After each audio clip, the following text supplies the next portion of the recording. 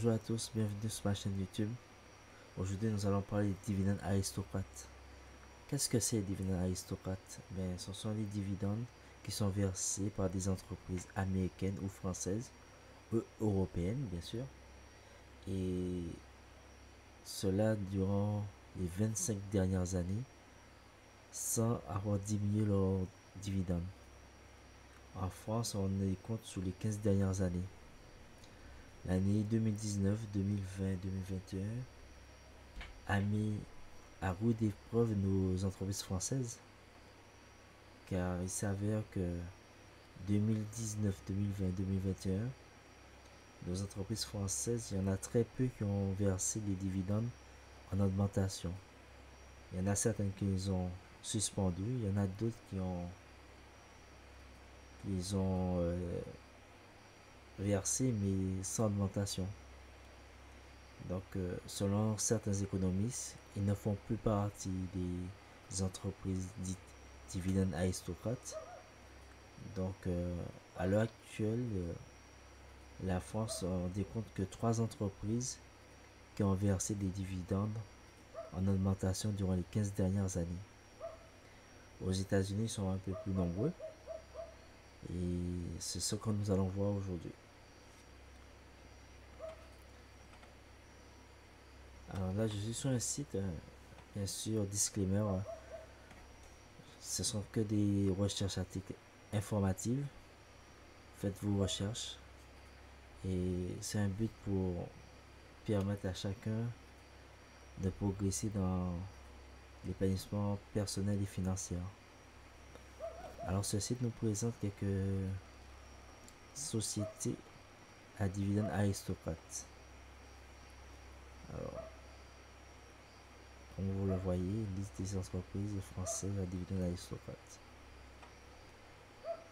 Alors la première action, Pharmagest Interactive.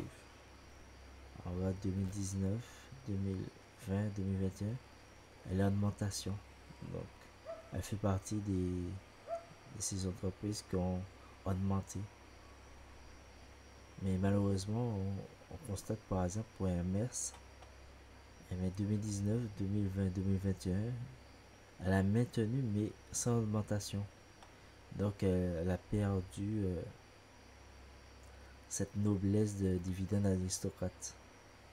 Dommage.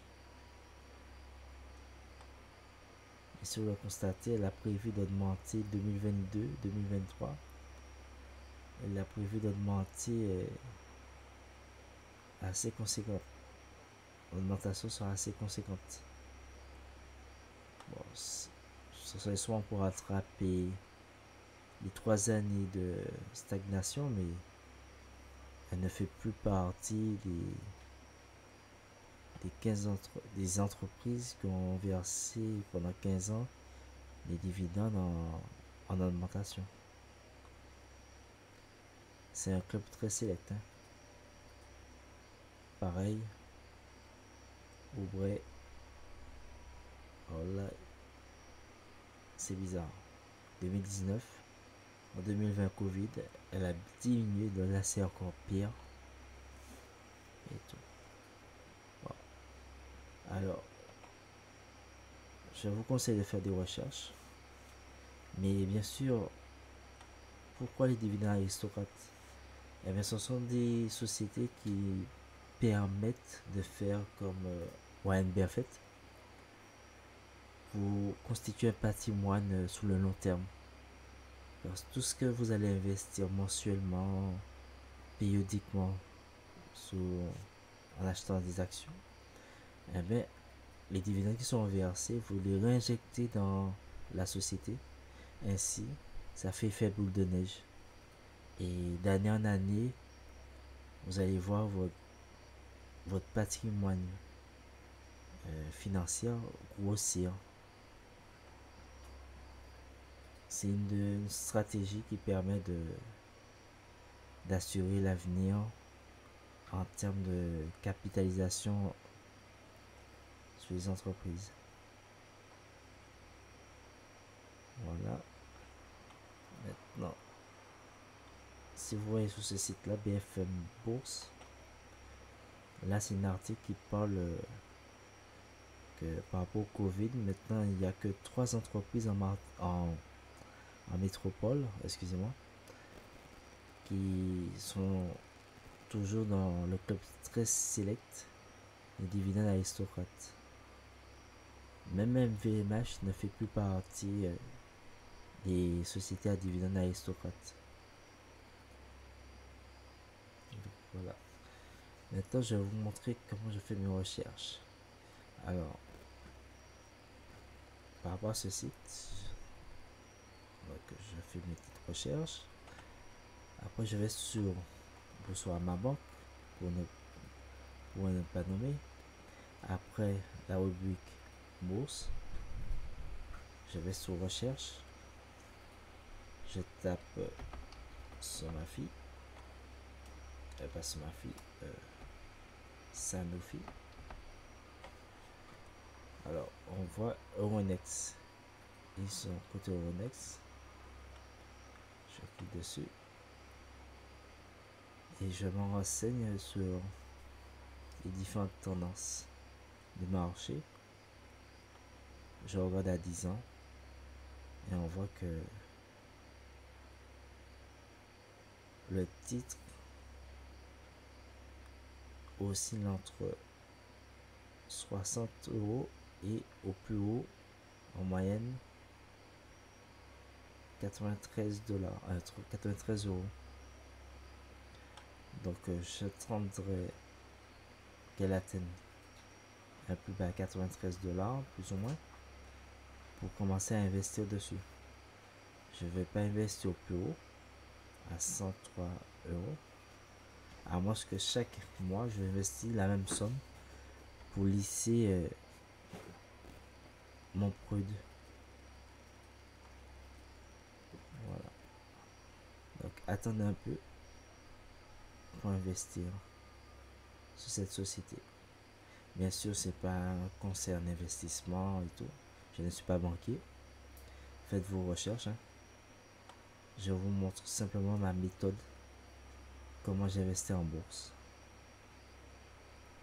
Et si on regarde bien sur l'historique, les 10 dernières années, le plus bas c'était 53 dollars, 53 euros. Excuse-moi de parler en dollars, j'ai tellement l'habitude de fonctionner en dollars que j'oublie qu'on est en Europe. Et notre monnaie c'est l'euro. Et au plus haut, c'était il y a une semaine, 106 euros. Et la moyenne, vous voyez bien, la moyenne oscille entre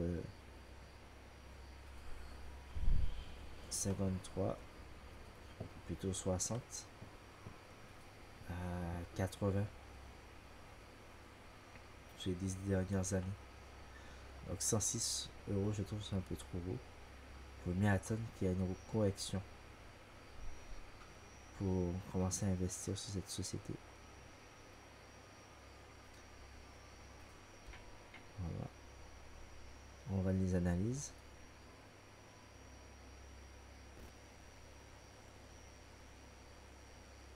Et dernière recommandation.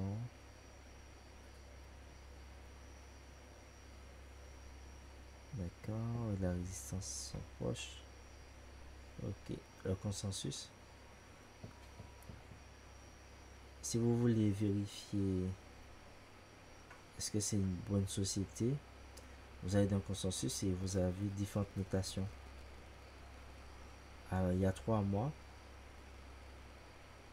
il y a 6 investisseurs qui disent acheter, 3 renforcer, 5 conserver. Il y a une personne qui dit de vendre. Nombre d'analystes, on en a eu 25. Notre médiane, 68. Et ça ne change quasiment pas. À part conserver, il y a 7 jours. Le potentiel, ce sera à 111. On n'est pas loin du potentiel. Donc on est au plus haut.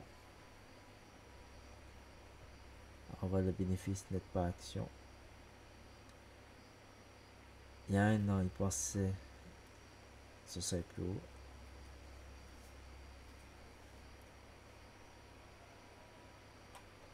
Et finalement, actuel, ils ont revu à la baisse. Mais c'est normal, le Covid est passé par là. Pareil pour les dividendes. Alors,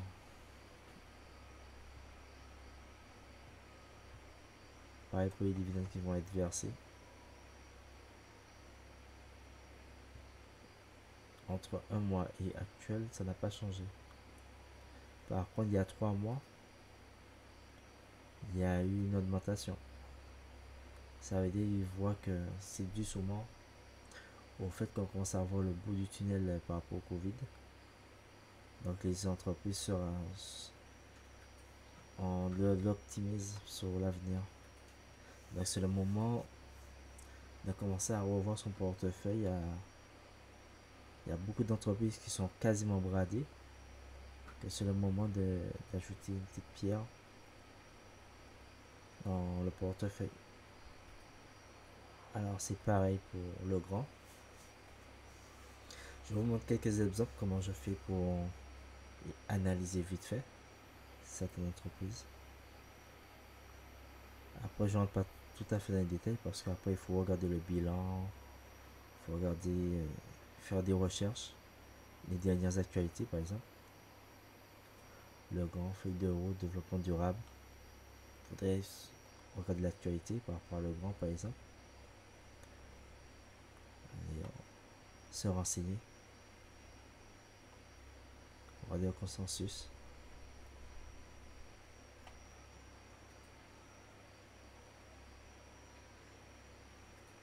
Il y a 3 mois, il n'y a personne qui a dit renforcer. Et actuellement, il y a 2 personnes qui disent renforcer. Et la moyenne, c'est renforcer. Il y a un an de ça. Les bénéfices ont un peu fondu comme neige, mais les dividendes ont augmenté par rapport aux prévisions. Alors, les prévisions des résultats. Le chiffre d'affaires par rapport à l'année 2021 est en augmentation de 9%.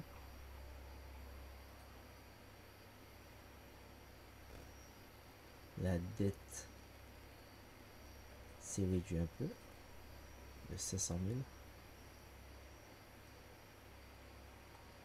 Le cash flow est stable.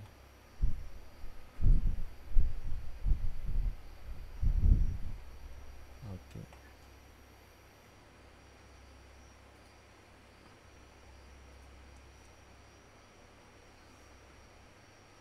Par contre, sur l'historique des données,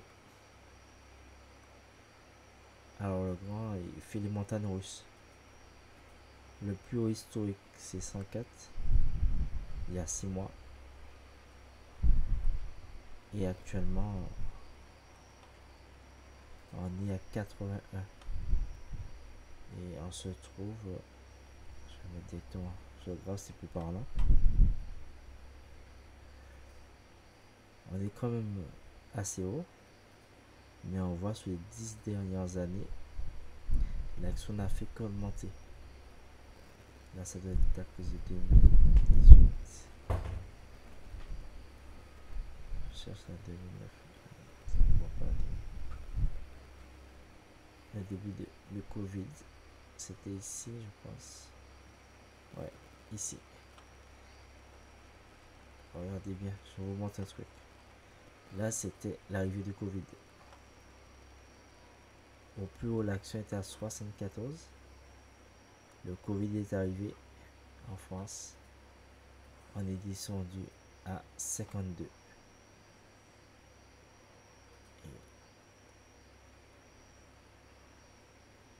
45. Il y a eu un 45, ça doit être plus. C'est bizarre, je la vois pas la 45. Ah, ça va être ici. Ouais, c'était d'ici à 45. Ouais, 45, ça va être ici.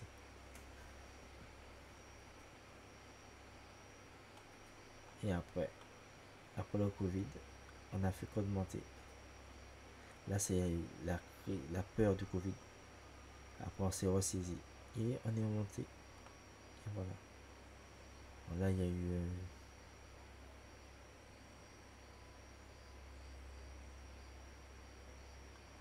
Là, je crois que c'était le Covid repartait. Je ne me rappelle plus exactement. Mais c'est à peu près ça. Et maintenant, si vous voulez savoir à quel moment il faut investir,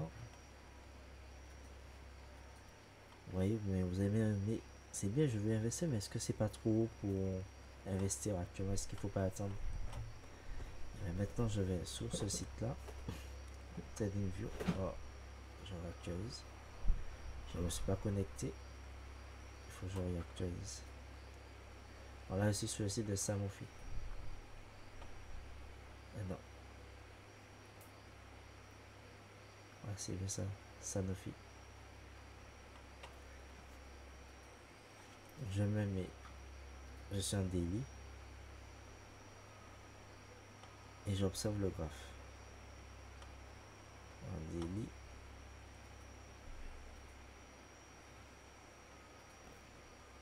et là je m'aperçois qu'on est en déséquilibre de marché. Donc je vais attendre que je retourne à peu près dans les 96 $. Je mettrai une alerte. Et quand l'alerte sera donnée, je vais commencer à observer. Parce que le plus haut,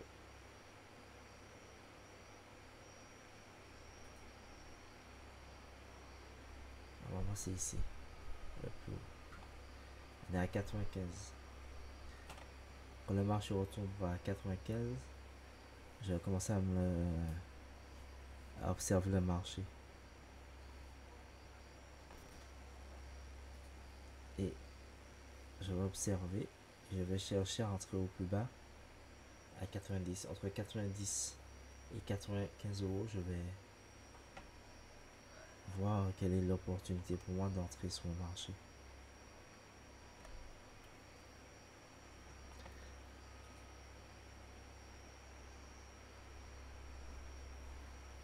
Pour le moment, on constate une courbe.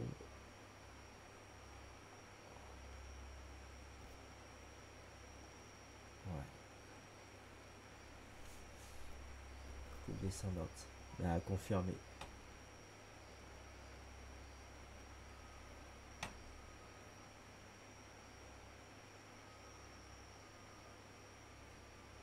Je vérifie ça aussi.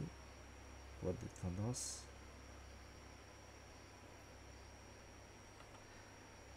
Pour ceux qui ne savent pas ce que je fais, je suis en train de faire du trading avec du trade. Je vais essayer d'optimiser mon entrée sur le marché. Sur Sanofi. Après, il n'y a pas vraiment d'importance si on rentre au plus haut ou au plus bas. Parce que comme c'est du long terme, on vise avec les dividendes aristocrates. Aujourd'hui, je rentre au plus haut. Demain, un mois plus tard, si l'action se retrouve au plus bas, j'ai toujours investi la même somme chaque mois. Donc mon produit va se lisser. La moyenne va faire au fur et à mesure que mon produit soit équilibré. Après, si on veut vraiment faire les choses correctement, on se dit chaque mois, j'investis une somme, mais on peut ne pas définir le jour du mois qu'on investit. Ça veut dire s'il y a eu un crack sur Sanofi ce mois-ci, je vais prendre une petite louche avant de dire ah non mais il fallait que j'attende le 15 du mois, c'est le 15 du mois j'ai l'habitude de prendre. Non, il faut un peu surveiller aussi son portefeuille. Je dis pas de le surveiller tous les jours, Comme je vais vous montrer un truc là. Là, c'est du trading vite fait. Et ça, c'est une autre histoire.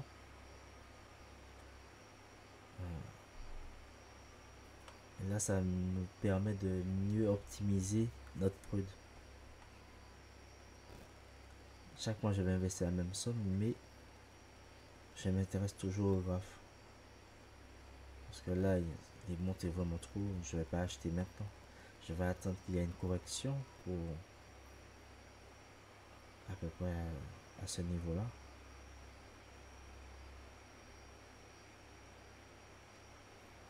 Pour investir. On va voir ça. La ligne des 50. La ligne de... Ah, j'ai pas validé. La ligne des 50 se trouve à peu près comme j'avais dit. Qui se trouve ici. À 93 $. À 93 euros. Donc, avec le retracement Fibonacci, je suis dans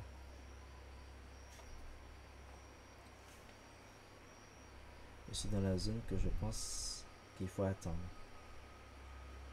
Je vais attendre qu'il y ait un retracement, que je me rapproche de la ligne des 50 de Fibonacci pour commencer à réinvestir dans Sanofi. Bon. Je vous ai montré un exemple vite fait, sans entrer dans les détails, des entreprises aristocrates. Donc il y avait Air Liquide, il y a Danone, L'Oréal, Dassault Systèmes.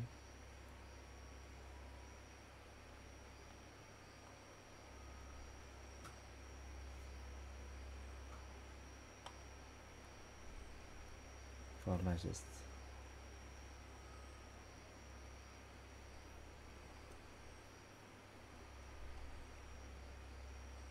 Hermès.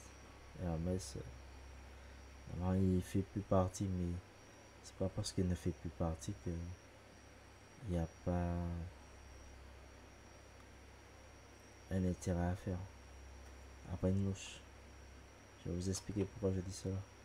Parce que lors du Covid, l'arrivée du Covid, l'action Hermès est descendue à, c'était ici, si je me rappelle bien, il était à 700. 700, il est tombé au plus bas à 500. 516. Mais simplement, il a acheté une action. Aujourd'hui, elle vaut 1200. Vous ferez un x 3 si vous aviez acheté Hermès quelques jours après l'annonce du président, qu'on était dans le Covid et tout. Donc, il y avait encore à jouer.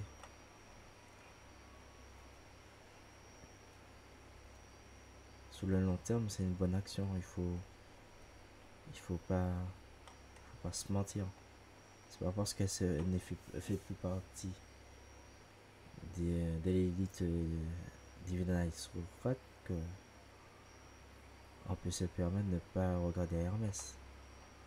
C'est une bonne entreprise. C'est une entreprise française. Donc, faites votre recherche et n'oubliez pas de vérifier. De faire votre analyse sur les marchés. Alors, je vous donne un exemple. Total Énergie. Alors, Total Énergie a toujours été dans une bonne entreprise. On regarde à 10 ans. Ça, c'est la courbe à 10 ans. Et il doit avoir un bug.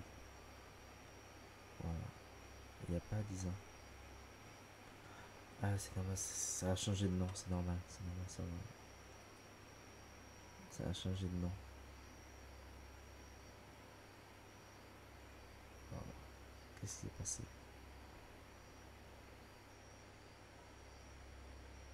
Ah, 10 ans. Ah, c'est les aléas du direct, comme on dit. J'ai besoin de changer de nom, ça a bugué. Bon, c'est pas grave, je vais changer. Alors là, cette entreprise-là, elle vaut plus rien quoi. Tout le monde veut la vendre. Il n'y a aucun volume.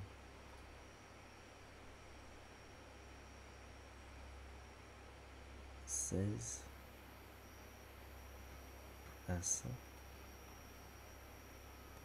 Il y a 3 mois, elle était bizarre. Je vais me renseigner sur cette entreprise. Consensus.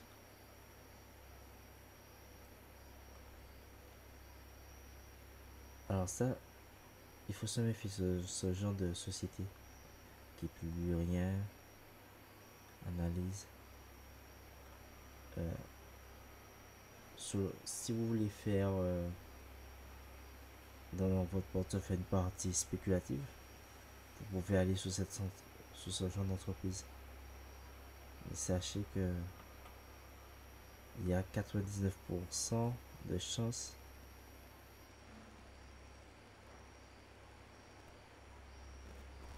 que vous perdez votre argent.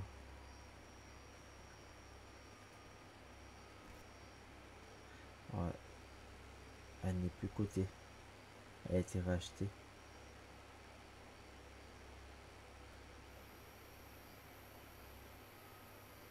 Il faudrait voir. Il faudrait voir. Qu'est-ce qui est devenu cette société-là? Je vais chercher.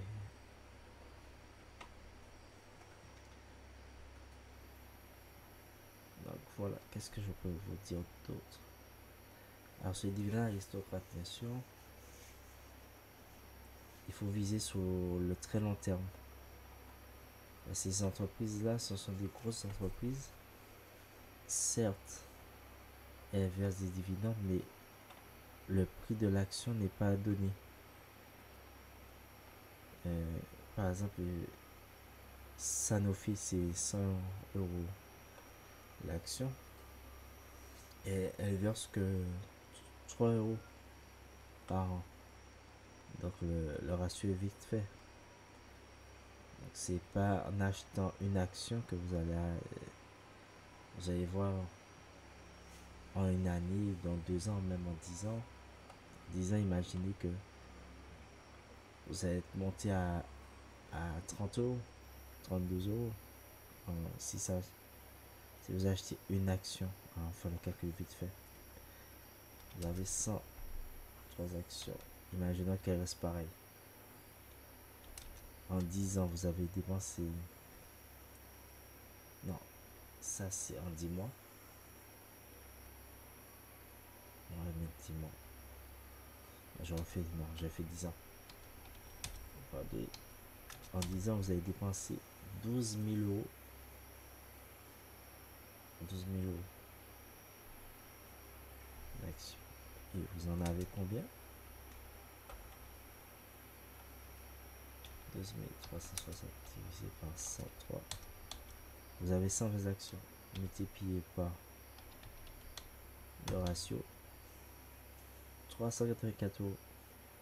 Alors, si le ratio est bon, je divise par 12 360.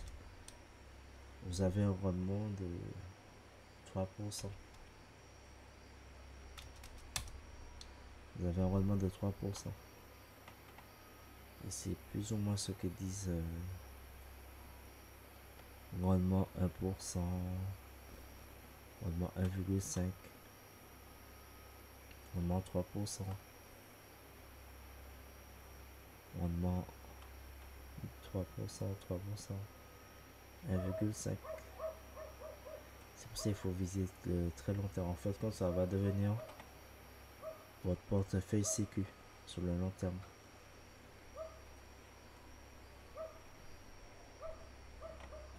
Parce que pour avoir 3% de rendement, c'est pas la panacée. En moyenne en bourse, il faut viser entre 5-6% de rendement. Sinon, il y a une autre méthode que je pourrais vous montrer qui va faire partie d'une autre vidéo. c'est ici. Pour regarder tous les secteurs, on va mettre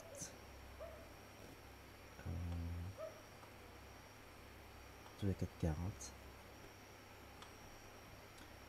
Alors par exemple sur GoFast, son demande pour est de 10%. Donc pour l'année 2022, eh ben, je vais mettre une bonne louche sous son action, sous ses parts. Comme ça, mon rendement sera optimisé. Bon, ça fera partie du sujet de notre vidéo. Comment booster ses rendements. Après, faire des rachats et tout. Je vous remercie d'avoir suivi cette vidéo. N'oubliez pas de vous abonner et de soutenir la chaîne qu'elle débute. Et au fur et à mesure, je montrerai en qualité. Et ce sera qualitatif aussi. Allez, merci à tous. À la prochaine. Bye.